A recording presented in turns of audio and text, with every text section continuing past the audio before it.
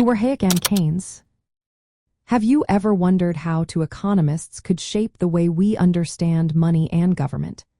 Friedrich Hayek and John Maynard Keynes were two of the most influential economists of the 20th century. They had very different ideas about how economies should work and the role of government in managing them. Friedrich Hayek was born in Austria and became a prominent figure in classical liberalism and free market capitalism. He believed that the best way to coordinate economic activity is through decentralized markets.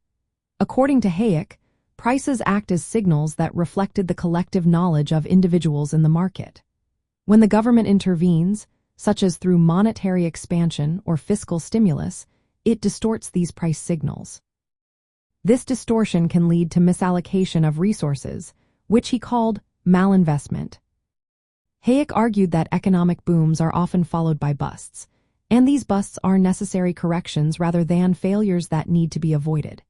His famous book, The Road to Serfdom, warns that too much government control can threaten individual freedoms and lead to authoritarianism. Hayek's ideas emphasize limited government and the importance of personal liberty, suggesting that a spontaneous order emerges from free markets. On the other hand, John Maynard Keynes had a different approach. He believed that during economic downturns, the private sector often does not generate enough demand. This shortfall can lead to unemployment and unused resources. Keynes argued that government intervention is necessary to stimulate demand through spending and monetary policies. His ideas laid the groundwork for modern macroeconomics and influenced policies aimed at stabilizing economies through fiscal stimulus and social welfare programs. The debate between Hayek and Keynes centers on the question of whether the government should play a central role in managing the economy.